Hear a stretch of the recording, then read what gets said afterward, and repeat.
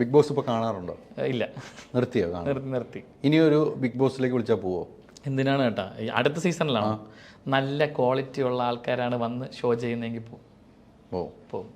ഇപ്പോൾ ബിഗ് ബോസിൽ നിന്ന് ഇറങ്ങിയവരൊക്കെ സിബിയെ കുറിച്ച് എന്താണ് പറയുന്നത്? ഇപ്പോൾ ഇറങ്ങിയ കുറേ സുഹൃത്തുക്കളൊക്കെ സിബി കാണാൻ പോയിട്ടുണ്ട്. പേഴ്സണലി എന്നോട് നല്ല രീതിയിൽ സിബി കാണാൻ പോകുന്നത് നമ്മൾ വീഡിയോ ഒക്കെ കണ്ടിട്ടുണ്ട്.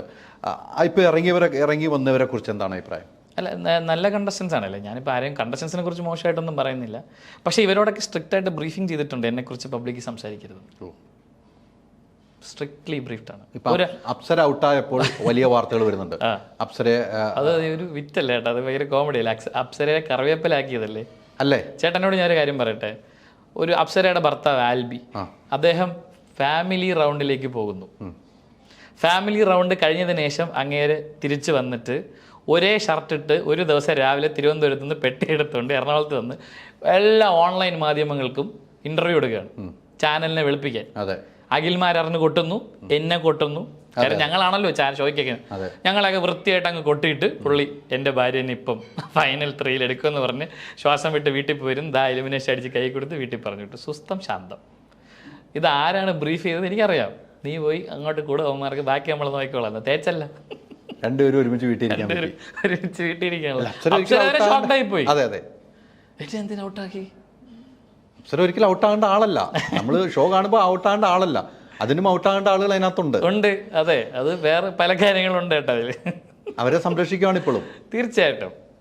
എന്നോട് ഇപ്പോൾ ഒരു പ്രസ്തുത കണ്ടസ്റ്റന്റിനെതിരെ ഗെയിം കളിക്കരുതെന്ന് പറഞ്ഞിട്ടുണ്ട്. അതറിയോ?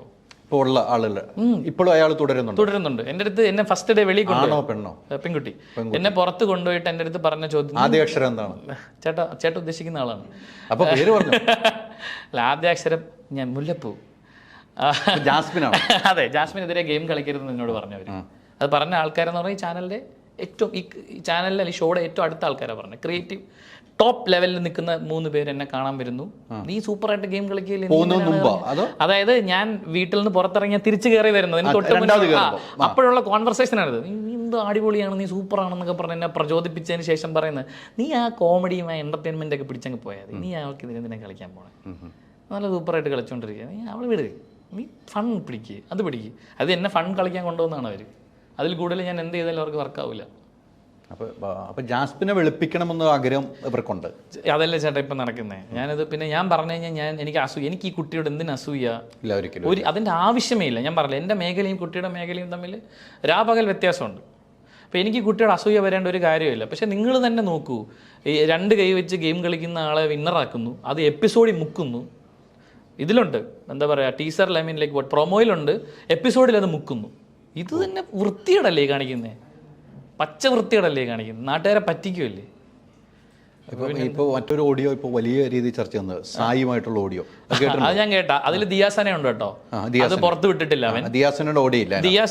ദിയാസന, സായി, വിവി, ഈ പറഞ്ഞ ജാസ്മിന്റെ അച്ഛൻ, ഇവര് 4 പേരുള്ള കോൺവെർസേഷൻ. അതിൽ ദിയാസനയാണ് കൃത്യമായിട്ട് എക്സ്പ്ലനേഷൻ കൊടുക്കുന്നത്. അടുത്തൊരു വീഡിയോ ഒരാൾ ചെയ്തപ്പോഴാണ് ഓഡിയോ വന്നത്. ആദ്യം സായിയുടെ വൈഫ് പറഞ്ഞു ഇങ്ങനെയൊന്നും ചെയ്തിട്ടില്ല, തെളിവ് കൊടുത്തു. പിന്നെ സായിയുടെ വൈഫ് ഒന്നും പറഞ്ഞു കേട്ടിട്ടില്ല. ആ ഓഡിയോയിൽ കൃത്യമായിട്ട് പറയുന്നുമുണ്ട് ജാസ്മിന്റെ അടുത്ത് പോയി പറയേണ്ട കാര്യങ്ങൾ. ഗബ്രിയുടെ കാര്യമാണ് പറയുന്നത്. എന്ത് അനാവശ്യമാണ് ആ ഫാദർ പറഞ്ഞേക്കണത്. അതെ അല്ലേ? ഇത് തന്നെയല്ലേ ചേട്ടാ അവർ 2ാമത്തെ ആഴ്ച അകത്ത് വിളിച്ച് പറഞ്ഞു. ജാസ്മിൻ്റെ അച്ഛൻ വിളിക്കുന്നു, ഹൃദയരോഗത്തിൻ്റെ കാര്യം പറയുന്നു, വെക്കുന്നു. അങ്ങനെ ഹൃദയരോഗത്തിൻ്റെ കാര്യമാണ് പറഞ്ഞിരുന്നതെങ്കിൽ എന്തുകൊണ്ട് ഇത് ടെലികാസ്റ്റ് ചെയ്തില്ല? തീർച്ചയായിട്ടും. ബാക്കിയുള്ള എൻ്റെ അച്ഛൻ്റെ 3ാമത്തെ ദിവസം ഗത്യന്തരമില്ലാതെ ഈ പറയുന്ന എൻ്റെ സുഹൃത്തുക്കൾ വിളിച്ചിട്ട് സിബിൻ്റെ അച്ഛന് വയ്യ, അതൊന്നും അവൻ അറിയിക്കണം, എന്നിട്ടും അലോ ചെയ്തില്ല അവർ. എന്നാൽ എനിക്കിത് കിട്ടിയില്ല ആ പ്രിവിലേജ്. പക്ഷേ കുട്ടിക്ക് കിട്ടി. കുട്ടി പറഞ്ഞ കാര്യം എന്താണെന്ന് അദ്ദേഹത്തിൻ്റെ ഏറ്റവും അടുത്ത സുഹൃത്ത് TV-യിൽ ഒന്ന് പറഞ്ഞു, ഐ മീൻ യൂട്യൂബ് ചാനലിൽ ഒന്ന് പറഞ്ഞു. എന്താ പറഞ്ഞത്? ഗെയിം കളിക്കുന്നത് എന്തിനാ ഈ പ്രിവിലേജ് കൊടുക്കുന്നത്? ആര് വിൻ ചെയ്യണമെന്ന് ആഗ്രഹം? ഇപ്പം നിലവിൽ വിൻ ചെയ്യണം. ഇപ്പം എനിക്ക് അഭിഷേക് ജയിക്കണമെന്നാണ് എൻ്റെ ആഗ്രഹം.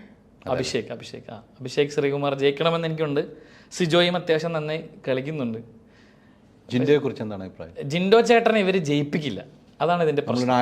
നമ്മൾ ആഗ്രഹിച്ചിട്ടൊന്നും ഒരു കാര്യമില്ല. ജിൻഡോ ചേട്ടൻ ജയിക്കാൻ പാടില്ല എന്നും വെളിയിൽ വന്ന ഒരു കണ്ടസ്റ്റന്റിനോട് ഞാൻ സംസാരിച്ച പറഞ്ഞത്, ജിൻഡോ ജയിക്കുമെന്ന്. ജിൻഡോനെ നിങ്ങൾ ആരെ സപ്പോർട്ട് ചെയ്യുന്നു എന്ന് ചോദിക്കുമ്പോൾ ഇപ്പൊ പുറത്തിറങ്ങി വന്ന എല്ലാവരും ജിൻഡോയുടെ പേരാ പറയുന്നത്. ശ്രീരേഖ ചേച്ചി പറയുന്നു, ശരണ്യ പറയുന്നു, അൻസിബ പറയുന്നു. പക്ഷെ അവർക്ക് സ്ട്രിക്റ്റ് ഇൻഫർമേഷൻ കൊടുത്തിട്ടുണ്ട് ഏഷ്യാനെറ്റ്. അങ്ങനെ പബ്ലിക്ക് പറയരുത്, ജിൻഡോയുടെ പേര് നിങ്ങൾ പറയരുത്. ജിൻഡോനെ ജയിപ്പിച്ച് എങ്ങനെ ശരിയാവും? ജിൻഡോയ്ക്ക് എന്താ കുഴപ്പം? ഇപ്പൊ ജിൻഡോ കഴിഞ്ഞ ടാസ്കുകളൊക്കെ ജയിച്ചല്ലോ, കണ്ടന്റിൽ അത് എപ്പിസോഡ് ഇല്ല. കാണിക്കുന്നില്ല, തൂക്കി. കാര്യം 24/7 കാണുന്ന എത്ര പേരാ? ഒരു 20,000 പേര് കാണുമായിരിക്കും. ബാക്കി ജനങ്ങളിലേക്ക് എത്തേണ്ടത് എപ്പിസോഡിലാണ്. അതിൽ മുഖ്യ കട്ട് ചെയ്ത് പോലും ഇടുന്നില്ല അവർ, ഒന്നും ഇടുന്നില്ല. അപ്പോൾ ജിൻഡോ ഒരു മനഃപൂർവ്വം ഒതുക്കുന്നു. അവർക്ക് തുടക്കത്തിൽ തന്നെ ഒരു അജണ്ട ഉണ്ടായി, ഇന്ന ആൾ ജയിക്കണമെന്ന്, അല്ലേ? ഉറപ്പായിട്ടുണ്ടാവും. ജിൻഡോ ചേട്ടന് മരുന്ന് കൊടുക്കുന്ന കാര്യം നിങ്ങൾ ആരും ചർച്ച ചെയ്യുന്നില്ല. അറിയാവോ നിങ്ങൾക്ക്? ഞാൻ അതിനകത്തുള്ളപ്പോഴും ജിൻഡോ ചേട്ടൻ ഒരു മരുന്ന് കഴിക്കുന്നുണ്ട്. അത് എന്തിൻ്റെ മരുന്നാണെന്ന് ജിൻഡോ ചേട്ടനും അറിയില്ല. അപ്പം ജിൻഡോ ചേട്ടൻ ഒരു പെർട്ടിക്കുലർ മരുന്ന് വേണമെന്ന് ആവശ്യപ്പെട്ടപ്പോൾ ഇന്ന മരുന്ന് കഴിച്ചാൽ മതി എന്ന് പറഞ്ഞിട്ട് ഇപ്പം ലാൽ സാറിൻ്റെ എപ്പിസോഡിലാണെന്നത് ലാൽ സാറും പറഞ്ഞു, ജിൻഡോ ഞങ്ങൾ തരുന്ന മരുന്ന് കഴിച്ചാൽ ജിൻഡോയ്ക്ക് ആവശ്യമുള്ള മരുന്ന് ഞങ്ങൾക്ക് തരാൻ പറ്റില്ല, ഞങ്ങൾ തരുന്ന മരുന്ന് കഴിക്കൂ. ആ മരുന്ന് കഴിച്ചുകൊണ്ടിരുന്ന കാലയളവിലൊക്കെ അദ്ദേഹത്തിൻ്റെ എനർജി നിങ്ങൾ നോക്കിയത്, അദ്ദേഹം വളരെ വീക്കാണ്. അദ്ദേഹം ഉറങ്ങി തൂങ്ങിയൊക്കെയാണ് എപ്പോഴും ഇരിക്കുന്നത്. അത് എന്തിൻ്റെ മരുന്നായിരിക്കും? എന്തുകൊണ്ട് ഇവർ പ്രിസ്ക്രിപ്ഷൻ കൊടുക്കുന്നില്ല? ഒരു മത്സരാർത്ഥി അത് ചോദിക്കാറില്ല. ഞാനേ ചോദിച്ചുള്ളൂ കേട്ടോ. ഒരു മത്സരാർത്ഥിയും ചോദിക്കാറില്ല. ഇപ്പം ഗബ്രി ഉൾപ്പെടെ, ഗബ്രി ഒരു മരുന്ന് തരട്ടെ, അപ്പോൾ ഒന്ന് ശരിയാവെന്ന് പറയുമ്പോൾ ആ സാർ തരുമെന്ന് പറഞ്ഞാൽ ഞാൻ വാങ്ങിച്ച് കഴിക്കും. അത് തരുമെന്ന് പറഞ്ഞാൽ കൃത്യമായി അത് വായിക്കാൻ പറ്റാത്ത ഒറ്റ ഗുളികയായിട്ട് കട്ട് ചെയ്തായിരിക്കും തരുന്നത്. അപ്പം പനിക്കുള്ളതാണെന്ന് പറഞ്ഞാൽ നമ്മൾ കഴിക്കുന്നത് പനിക്കുള്ളത് തന്നെയാണോ എന്ന് പോലും നമുക്കറിയില്ല. ഒരു ഹ്യൂമൻ റൈറ്റാണ്, ഒരു മനുഷ്യൻ്റെ അവകാശമാണ്. ഞാൻ കഴിക്കുന്ന മരുന്ന് എന്താണെന്ന് എനിക്കറിയണം, അതിൻ്റെ പ്രിസ്ക്രിപ്ഷൻ എനിക്ക് വേണം. എനിക്കെന്താ പ്രിസ്ക്രിപ്ഷൻ തരാത്ത? ഇവർ തന്ന മരുന്നിൻ്റെ പ്രിസ്ക്രിപ്ഷൻ എത്ര നാളായിട്ട് ഇവരോട് ചോദിക്കുന്നത്, ഇവരെന്താ തരാത്ത? ജിൻഡോയെ അവർ മനഃപൂർവ്വം ഒതുക്കുകയാണ് ബ്രോ. ഇത് ഞാൻ പറയട്ടെ, കഴിഞ്ഞ സീസണൊക്കെ നിങ്ങൾ എടുത്ത് നോക്ക്. തമിഴിൽ ഞാനിപ്പോൾ ചെന്നൈ പോയിരുന്നു. അവിടെ നിന്നൊരു ഇൻഫർമേഷനാണ്. ഇപ്പം കുറച്ച് കഴിഞ്ഞിട്ട് പറയണോ? ഇപ്പം പറയണോ? എങ്ങനെയാണ് ചെന്നൈ പോയത്? ചെന്നൈയിൽ ഒരു ആവശ്യമായിട്ട് പോയത്. അവിടെ നിന്ന് കിട്ടിയ ഇൻഫർമേഷൻ എന്താണ്? അല്ല, ഇത് ഈ പ്രൊഡക്ഷൻ ഹൗസ് തന്നെ ഇതുപോലെ പല മത്സരാർത്ഥികളോടും ചെയ്തിട്ടുണ്ട് തമിഴിൽ ഇതിന് മുന്നേ. അതിൻ്റെ പേര് കേസൊക്കെ ഉണ്ട് തമിഴ്നാട്ടിൽ. കൃത്യമായിട്ട് പോയി ഇത് ഫോളോ ചെയ്തുകൊണ്ടിരിക്കുകയാണ് സിബി, അല്ലേ? ചെന്നൈയിൽ ഇതൊക്കെ അന്വേഷിക്കാൻ വേണ്ടി പോയാണ്. അതെ അതെ. അപ്പോൾ ചെന്നൈയിൽ നിന്ന് അവിടെയൊക്കെ പോകുമ്പോൾ അവരുടെ ഒരു ഗ്യാങ് അവിടെ ഉണ്ട്. ഭയപ്പെട്ടോ? ഭയപ്പെട്ടില്ല. ഭയപ്പെടേണ്ട വക്കലിനെത്തി രക്ഷപ്പെട്ടു. എന്തെങ്കിലും അല്ല, ഡയറക്റ്റായിട്ടൊന്നും വന്നിട്ടില്ല. പക്ഷേ കൃത്യമായി അവർ ഞങ്ങൾ വന്നത് അറിഞ്ഞു എന്നെനിക്ക് മനസ്സിലായി. എന്തെങ്കിലും പ്രശ്നങ്ങളുണ്ടായോ? ഇതുവരെ ഒന്നും ഉണ്ടായില്ല. ഭാഗ്യം. പ്രശ്നം ഉണ്ടാകുന്നതിന് മുന്നേ രക്ഷപ്പെട്ടോ എന്ന് അവിടുത്തെ ഒരാൾ എന്നോട് പറഞ്ഞു. അതിൻ്റെ ഉള്ളിൽ നിന്ന് ഒരാൾ പറഞ്ഞു പ്രശ്നമുണ്ട്, വിട്ടോ, ഇനി നിൽക്കണ്ട ഇവിടെ, സ്ഥലം വിട്ടോ എന്ന് പറഞ്ഞു. ഒറ്റയ്ക്കാണോ പോയത്? അല്ല, എൻ്റെ കൂടെ ഒരു ആളുണ്ടായിരുന്നു. അപ്പം ഏത് നിമിഷവും എന്ത് സംഭവിക്കാം? എനിക്കറിഞ്ഞൂടെ ചേട്ടാ, അങ്ങനെയൊക്കെ ഇവർക്ക് ചെയ്യാൻ പറ്റും. കേരളത്തിൽ തമിഴ്നാട്ടിൽ ചെയ്യും. ഇവിടെ തമിഴ്നാട്ടിൽ പോയപ്പോഴാണ് അവിടെ വെച്ച് ചെയ്യുമായിരിക്കും. ഇവിടെ വരുന്നതിന് നമ്മുടെ നാടല്ലേ, കേരളമല്ലേ? അങ്ങനെ എന്നെ എല്ലാം ചെയ്താൽ നിങ്ങളൊക്കെ നോക്കിക്കൊണ്ടിരിക്കും. വീട്ടുകാർക്ക് ഭയമില്ലേ? ഉണ്ട്. എൻ്റെ അമ്മയെ വിളിച്ച്, അമ്മയുടെ ഫോണിൽ ഭീഷണി കോള് പോയിട്ടുണ്ട്. ഇതൊക്കെ റെക്കോർഡിംഗ് ആണോ? അത് ഇവർക്ക് റെക്കോർഡ് ചെയ്യാനൊന്നും അറിയില്ലല്ലോ. അല്ല, ഇതൊക്കെ ഇത്രയും ഭീഷണി കോൾ ലിസ്റ്റ് ഉണ്ട്. നമ്മൾ കേസ് ഇത്രയും ഭീഷണി കൊണ്ടായിട്ട് എന്താണ് സിബി ഒരു പരാതി കൊടുക്കാത്തത്? ചേട്ടാ, അതിലേക്ക് വരാം. എനിക്ക് ചെന്നൈയിൽ ഉണ്ടായതിന്റെ പ്രശ്നങ്ങൾക്ക് എനിക്ക് കേരളത്തിൽ പരാതി കൊടുക്കാൻ പറ്റില്ല. ചെന്നൈ കൊടുക്കണം. ചെന്നൈ ചെന്നൈ കൊടുക്കുക എന്ന് പറയുന്നത് ചെറിയ കാര്യമല്ല, വലിയ കാര്യമാണ്. അത് ഞാൻ മനസ്സിലാക്കി ചെന്നൈ പോയപ്പോൾ. ഓക്കെ, ഞാൻ ഹിറ്റ് ചെയ്യുന്നത് ഒരു കോർപ്പറേറ്റ് ജയന്റുമായിട്ടാണ്. അവരുടെ പരിപാടികളൊക്കെ ഒന്നും നിങ്ങൾക്കൊക്കെ നമ്മൾ സിനിമയിലൊക്കെ കാണൂലേ, അതാണ്. ഇവിടെ അമ്മയെ വിളിച്ച് ഭീഷണിപ്പെടുത്തി ഇവിടെ കേരളത്തിൽ അതിന്റെ ആ നമ്പറും വെച്ചിട്ട് ഞങ്ങൾ ഓൾറെഡി ഒരു പരാതി മൂവ് ചെയ്തിട്ടുണ്ട്.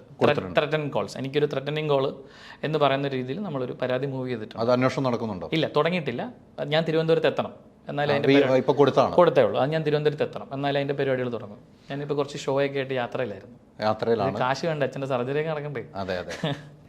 പൈസ കിട്ടി അവിടെ പോയതിന്റെ? കിട്ടി, മുഴുവൻ കാശ്. അതൊക്കെ കറക്റ്റ് ആണല്ലോ, അതിനൊന്നും പ്രശ്നങ്ങളില്ലല്ലോ. അത് അതുകൂടെ തടഞ്ഞു വെച്ച് കഴിഞ്ഞാൽ ഇനി എന്താ പറയണെന്ന് പിന്നെ അറിയില്ലായിരിക്കും, അല്ലേ? ഞാനൊരു ദിവസം അവരെ വിളിച്ചിട്ട് പറഞ്ഞു, എനിക്കിങ്ങനെ ഒരു ഇന്റർവ്യൂസ് ഒക്കെ വരുന്നുണ്ട്, ഞാൻ കൊടുക്കുകയാണ്, കാശ് തരും.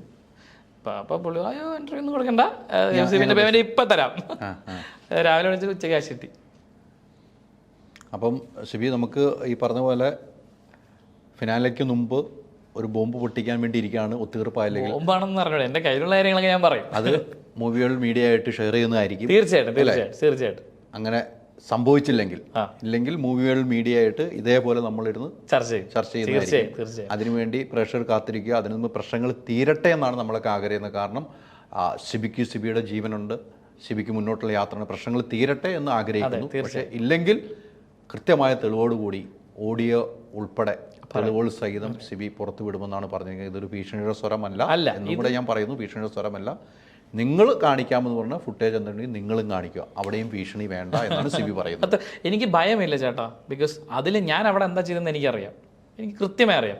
ഇപ്പോൾ ഓൾറെഡി ഭ്രാന്തനാക്കിയില്ലേ, ഇതിൽ കൂടുതൽ ഇനി ഒന്നും അവർക്ക് ചെയ്യാനില്ല. ഏറ്റവും വലുതാണ് ഭ്രാന്തൻ എന്ന് പറയുന്നത്. കാര്യം എന്ന് പറഞ്ഞാൽ ഭ്രാന്തൻ പുറത്ത് വന്ന് എന്ത് പറഞ്ഞാലും ആൾക്കാർ കേൾക്കില്ല. അതുകൊണ്ടാണ് എന്നെ ഭ്രാന്തനാക്കിയത് അവർ. ഭയങ്കര ബുദ്ധിയുള്ള ആൾക്കാരെന്ന വിചാരം. പക്ഷേ ഇത് 21ാം നൂറ്റാണ്ടേ കഴിഞ്ഞ്, അത് അവർക്ക് അറിയില്ല. അപ്പം ഞാനും ഇവരോട് പറയുന്നത്, ഞാനും ഭീഷണിപ്പെടുത്തുന്നൊന്നുമല്ല, എനിക്ക് ജീവിക്കണം. ഞാൻ പറയുന്നത് this A request from my side. എനിക്ക് വരുന്ന എന്നോട് സിബിൻ സുഖമാണെന്ന് ചോദിച്ചിട്ട് അടുത്ത ചോദ്യം മരുന്ന് കഴിക്കുന്നുണ്ടോന്ന്. ആ ചോദ്യം നിങ്ങൾ കാരണം ഉണ്ടായതാണ്. അത് നിങ്ങളായി തന്നെ എനിക്ക് ഒഴിവാക്കി തരണം. പിന്നെ എൻ്റെ കരിയറും എൻ്റെ ജീവിതം ഇരിക്കുന്നത് ഈ പറഞ്ഞ എൻ്റർടൈൻമെൻറ്റ് ഇൻഡസ്ട്രിയിലാണ്. എനിക്ക് അവിടെ നിന്ന് പോകണം. അതിന് നിങ്ങളുടെ ഭീഷണികൾ കൊണ്ടൊന്നും എനിക്ക് നിന്ന് പോകാൻ പറ്റില്ല. അപ്പോൾ നിങ്ങൾ പൂർണ്ണമായി പിന്മാറണം. എന്നെ സപ്പോർട്ട് ചെയ്തില്ലെങ്കിലും എന്നെ ഉപദ്രവിക്കാതിരിക്കും, എന്നെ എൻ്റെ വഴിക്ക് വിടുക പ്ലീസ്. അതേ ഉള്ളൂ എൻ്റെ റിക്വസ്റ്റാണ്. ഞാൻ പഴയതുപോലെ ജീവിച്ചോളാം. അത്ര. ഒത്തിരി സന്തോഷം സിബി. കാത്തിരിക്കാം. കുറെ നാളെ നമ്മൾ കാണണമെന്ന് ആഗ്രഹിച്ചിരുന്നു. പക്ഷെ ഇന്ന് ഈ പരിപാടിക്ക് വന്നപ്പോൾ നമുക്കൊന്ന് കിട്ടി. അറിയാതെ ഒന്നും ചാടിയതാ. ചാടിയത് സിംഹത്തിന്റെ മടയിലാണെന്ന്. അതെ അതെ. പക്ഷെ എന്നാലും എനിക്ക് സന്തോഷമാണ് നിങ്ങളോട് കാര്യങ്ങൾ. ഞാൻ പറഞ്ഞില്ല, നമ്മുടെ മുമ്പിലിരിക്കുന്ന ആളെ പോലെ ഇരിക്കും നമ്മൾ എന്തോരം സംസാരിക്കണം എന്നുള്ള. അപ്പം ഹൈദരേട്ടനെ കാണണം, ഹൈദരേട്ടനോട് സംസാരിക്കണം എന്ന് ഞാൻ ഒത്തിരി നാളായിട്ട് ആഗ്രഹിക്കുന്നു. നടന്നു. Thank you so much. Thank you.